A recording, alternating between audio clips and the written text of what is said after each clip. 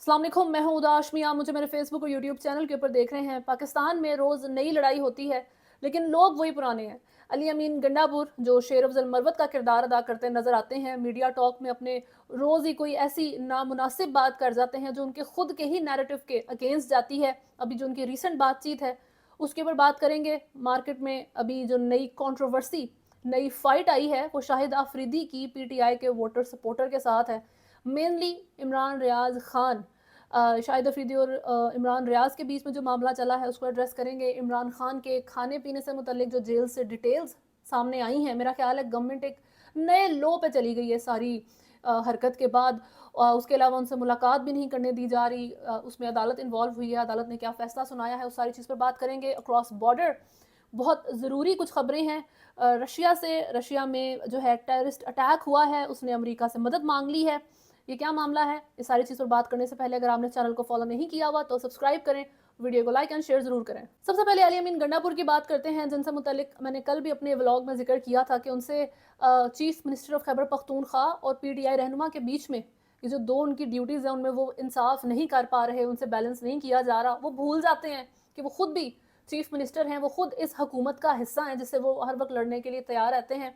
अभी judicial complex Islamabad में पेशी के बाद मीडिया से गुफ्तगू करते हुए उनका कहना था कि वज़ीर आज़म शहबाज शरीफ खुद फॉर्म 47 वाले हैं, उनसे इंतखाबी धांधली पर क्या बात करूं। मैंडेट चोरी हुआ है, हुकूमत गैर आइनी है, फॉर्म 45 और 47 तब्दील किए गए, हुकूमत को नहीं मानते, चोरी के मैंडेट वाली हुकूमत क्या डिलीवर करेगी। डोनाल्ड लू के जो बयान से मुतल्लिक उनका कहना था कि वो झूठा है, उस पर असद मजीद को बुलाना चाहिए, साइफर साजिश थी। अब भी अपने बयान पर खड़े हैं। गैरतमंद पाकिस्तानी के घर में मुदाखलत भी हो तो ये साजिश है। साइफर आने की तस्दीक उस वक्त के सफ़ीर ने भी की थी। बानी पीटीआई इमरान खान को इस पर सज़ा हुई कि साइफर नहीं था, तो फिर बानी पीटीआई को गलत सज़ा हुई है। मुदाखलत थी या साजिश, गैरतमंद पाकिस्तानी होने के नाते हमें ये बिल्कुल बर्दाश्त नहीं है। साइफर से मुतालिक डोनाल्ड लू के बयान की पाकिस्तानी सफ़ीर असद मजीद ने तस्दीक कर दी थी। असद मजीद को पूछा जाए कि बातचीत नहीं हुई तो साइफर किसने भेजा था, डोनाल्ड लू सच बोल रहे हैं तो साइफर था क्या।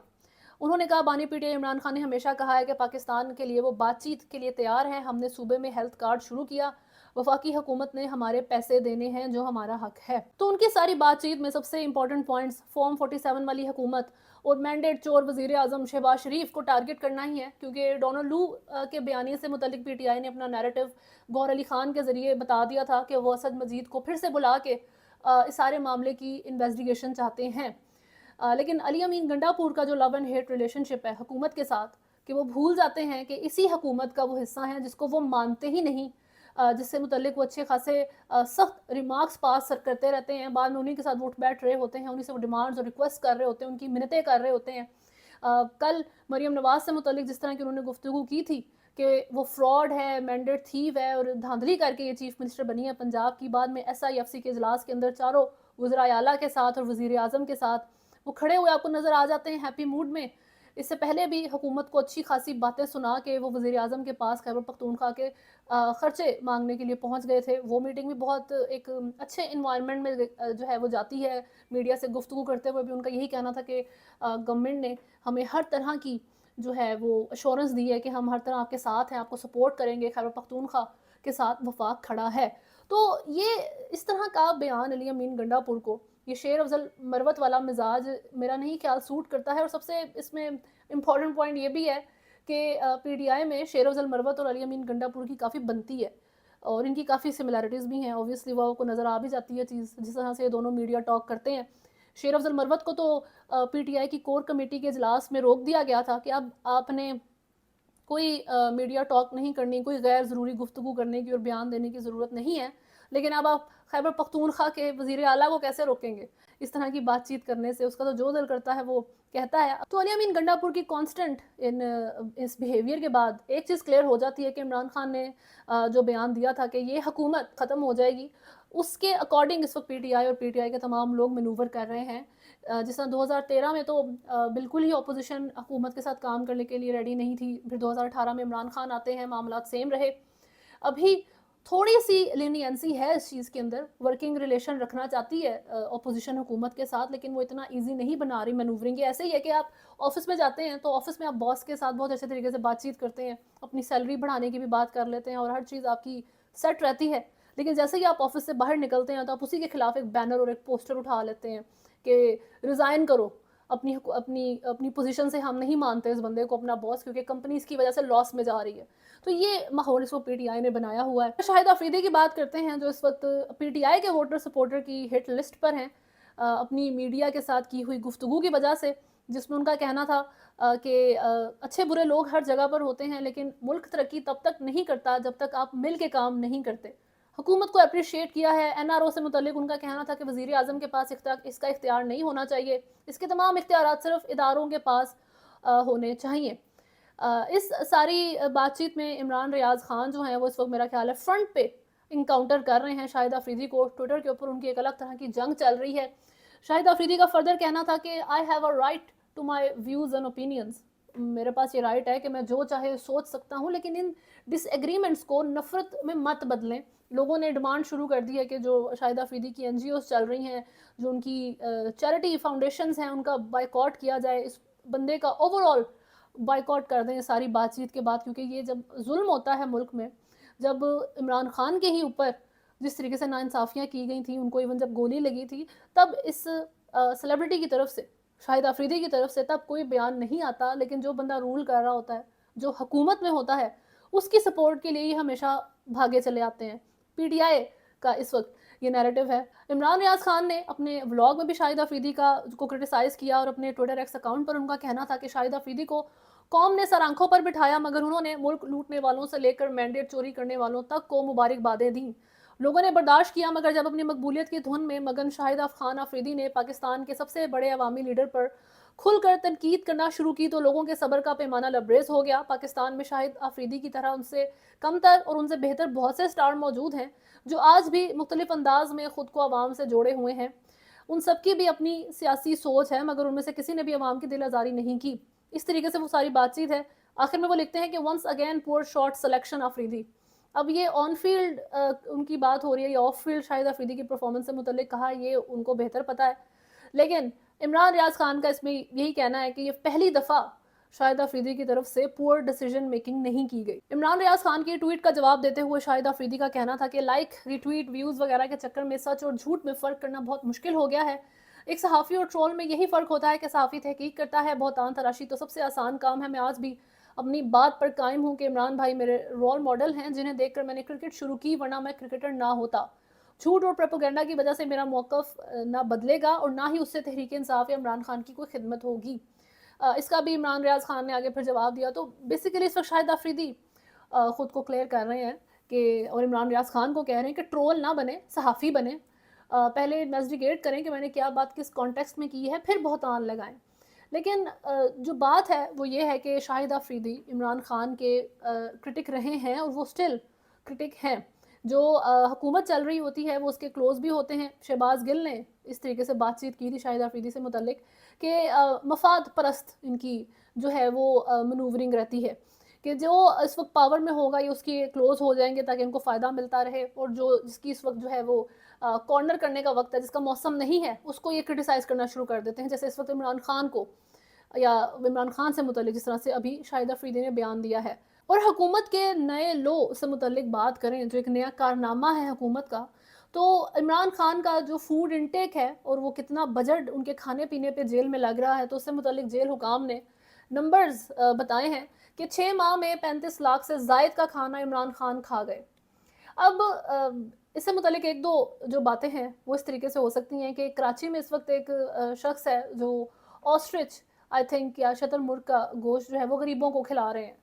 اب اس کے اوپر کرٹیسزم بھی آیا کہ آپ کو کیا ضرورت ہے اتنا ایکسپینسو میٹ لوگوں کو دینے کی، آپ اس پیسوں سے غریبوں کی اور طریقے سے مدد کر سکتے ہیں۔ لیکن وہ جو بندے ہیں وہ پرسسٹنٹ ہیں ابھی تک اپنی اس بات پہ کہ میں افورڈ کر سکتا ہوں، میں چاہتا ہوں تو میں شتر مرغ کا گوشت کھلاؤں گا۔ تو شاید جیل میں عمران خان کو بھی شتر مرغ کا گوشت مل رہا تھا۔ یہ اماؤنٹ بیسیکلی ان کی فیملی کو پے کرنے کے لیے کہا جائے گا according to the reports, but let's see what happens. لیکن 20,000 per day Imran Khan 20,000 per day کا کھانا کھاتے ہیں۔ آئی ڈونٹ نو کہ کس طریقے سے وہ کیا کھا رہے ہیں، لیکن کویشچن میرا حکومت سے یہ ہے کہ جب آصف علی زرداری نے اپنا جیل میں وقت گزارا، یا نواز شریف نے، یا ذوالفقار علی بھٹو جب جیل میں تھے، تو کیا ان کے کھانے پینے کا بجٹ سامنے آیا تھا؟ کیا اس وقت کے جیل حکام نے آپ کو لسٹ دکھائی تھی انہوں نے جیل حکام نے اپنے نمبرز جو ہیں وہ شو کیے تھے کہ جی اتنے لاکھ کا جو کھانا ہے آصف علی زرداری صاحب جو ہے نا کھا گئے ہیں یا نواز شریف صاحب کھا گئے ہیں. تو میرا خیال ہے یہ حکومت کے لیے کوئی اچیومنٹ نہیں ہے. یہ ایسی کوئی چیز نہیں ہے کہ آپ کہیں کہ عمران خان یا پی ٹی آئی کی پاپولیرٹی میں کمی آئے گی, ان کی ڈس رسپیکٹ ہوگی, بلکہ یہ حکومت کے لیے امبیرسمنٹ کا مقام ہے. ان کو اس کی انویسٹیگیشن کرنی چاہیے, کس طرح کے نمبرز اور اس طرح کی باتیں باہر لائی جا رہی ہیں. یہ پوائنٹ تو ٹھیک ہے اگر آپ بتانا چاہیں کہ ہاں جی عمران خان نے جیل کے اندر کتنی زیادہ ملاقاتیں کی ہیں, کیونکہ 6 مہینے میں 976 ملاقاتیں عمران خان کر چکے ہیں, یہ بھی جیل حکام کی طرف سے ہی نمبر سامنے آئے ہیں. اب یہ چیز آپ کے امیج کو سافٹن اپ کرنے کے لیے استعمال ہو سکتا ہے, لیکن یہ بات چیت کہ ایک بندے نے کتنے کا کھانا کھایا ہے, اس کا بجٹ کیا تھا, تو سب سے پہلے جتنے بھی سیاسی لیڈر آج تک جیل کے اندر اپنا وقت گزار کے گئے ہیں تو ان کے بھی نمبر سامنے لائیں کہ جی یہ کتنا خرچہ جو ہے نا اس وقت کتنا خرچہ انہوں نے پاکستان کے لوگوں کے ٹیکس منی سے جیل میں بیٹھ کے خرچ کیا تھا. اور جہاں تک عمران خان کی ملاقاتوں سے متعلق بات ہے تو وہ بھی کوئی بڑی آسان چیز نہیں گئی ہے. عمران خان کو جیل میں ملاقاتیں نہیں کرنے دی جا رہی سپرنٹینڈنٹ کی طرف سے, ان کے جو لائرز ہیں ان کو آن لائن بھی بات نہیں کرنے دی گئی, جس پر اس کے اوپر اسلام آباد ہائی کورٹ کے جسٹس سمن رفت امتیاز نے بانی پی ٹی آئی سے ملاقات نہ کرانے پر توہین عدالت کی درخواستوں پر سماعت کی, جس سلسلے میں سپرنٹینڈنٹ اڈیالہ جیل نے توہین عدالت کی درخواستوں پر تحریری جواب جمع کروایا.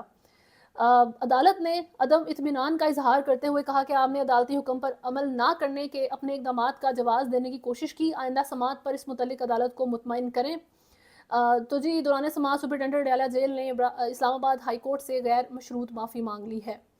تو اب وہ جو ہے اپنی جو چلا رہا تھا عدالت کے آرڈرز کے باوجود عمران خان سے ملاقات نہیں کرنے دی جا رہی تھی, وہ چیز سیٹل ڈاؤن ہو جائے گی. تھوڑی اکراس بارڈرز بات کرتے ہیں جی بھارت کی.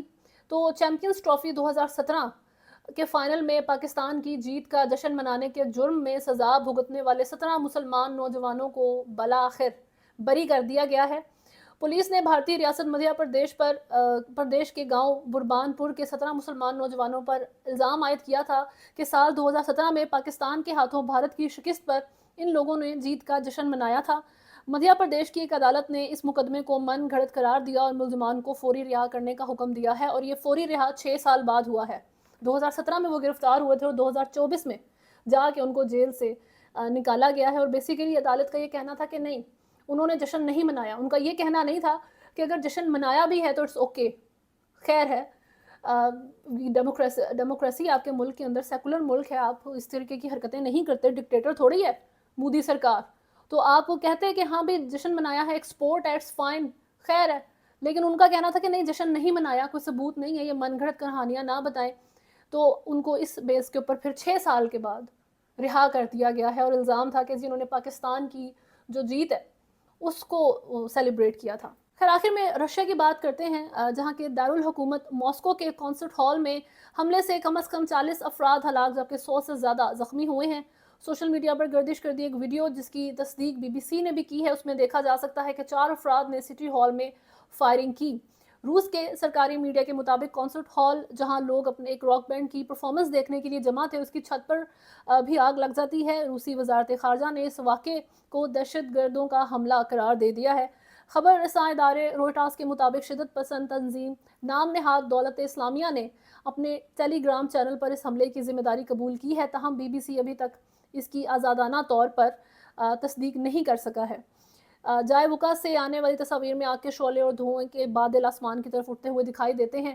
اب اس سارے معاملے سے متعلق جو یو ایس ہے, واشنگٹن سے وائٹ ہاؤس کے اسپوکس پرسن جان کربی کا کہنا تھا کہ no indication at this time that Ukraine اور یوکرینینز ور انوالوڈ. تو کہ اس وقت تک یو ایس سے اس چیز کو لے کر شور ہے کہ سارے دہشت گردوں کے حملے میں یوکرین یا یوکرینینز انوالوڈ نہیں تھے. اور رشیا کا اس یو ایس اے کے اس بیان کے بعد جو جواب تھا وہ یہ تھا کہ اگر یو ایس اے اتنا شور ہے کہ یوکرین اس میس شوٹنگ میں انوالوڈ نہیں تھا جو ماسکو میں کانسرٹ ہال میں ہوئی ہے, تو وہ ہمارے ساتھ بھی اس انفارمیشن کو شیئر کرے جس بیس کے اوپر وہ اتنے شور ہیں کہ یوکرین انوالوڈ نہیں تھا. اور ارلیئر ٹوڈے رشیا میں اس ٹیررسٹ اٹیک سے پہلے یو این میں ایک ریزولوشن پیش کیا گیا تھا غزہ وار میں سیز فائر سے متعلق. اور امپورٹنٹ فیکٹر یہ ہے کہ یہ ریزولوشن یو این میں یو ایس اے پیش کرتا ہے اور سیز فائر کا لفظ بھی استعمال ہوتا ہے. یہ پہلی دفعہ جو ہے ابھی تک ہوا ہے جب سے وار شروع ہوئی ہے. اس سے پہلے USA सीज फायर के साथ किसी भी रेजोल्यूशन को एक्सेप्ट नहीं कर रहा था, उस पर कॉन्स्टेंट वीटो हो रहा था USA की तरफ से, लेकिन इस दफ़ा इस रेजोल्यूशन को फिर से वीटो कर दिया जाता है रशिया और चाइना की तरफ से। बेसिस इसकी ये बनाई जाती हैं कि जो ड्राफ्ट है वो इनकम्प्लीट है। इस ड्राफ्ट के अंदर USA ने जो प्रोविजंस हैं जो कि डिप्लोमेटिक एफर्ट्स को सपोर्ट कर रही हैं वो मेंशन ही नहीं की कि ये कॉन्स्टेंटली ये चीज़ रुकेगी, यहाँ पर कोई डिप्लोमेटिक सोल्यूशन निकाला जाएगा, इस तरीके की कोई भी चीज़ USA ने इसके अंदर मेंशन नहीं की। सिर्फ इतना सा पॉइंट मेंशन था कि रमज़ान के महीने में कुछ हफ्ते के लिए सीज़ फायर कर दिया जाए। इस रेजोल्यूशन से एक चीज़ क्लियर हो जाती है कि नेतन्याहू की गवर्नमेंट की जो बाइडन एडमिनिस्ट्रेशन के साथ एक स्ट्रेंड ताल्लुक नज़र आया है और उनकी वर्बल एक जंग भी चली है, एक दूसरे को इन लोगों ने क्रिटिसाइज़ किया है। इसराइल ने अमेरिका से मुतल्लिक कहा था कि इन्होंने हमें फ़ायदे से ज़्यादा नुकसान पहुंचाया है, और USA अब रिएक्ट कर रहा है उन सारी चीज़ों से मुतल्लिक इस हद तक कि USA अब एक रेजोल्यूशन जो है वो UN में ले जाता है जिसमें वो खुद अब एक सीज़ फायर डिमांड कर रहा है गजा वॉर को लेकर। खैर अभी तक के लिए न्यूज़ में इतना ही है। अगर आपने चैनल को फॉलो नहीं किया हुआ तो सब्सक्राइब करें, वीडियो को लाइक एंड शेयर ज़रूर करें। अल्लाह हाफ़िज़।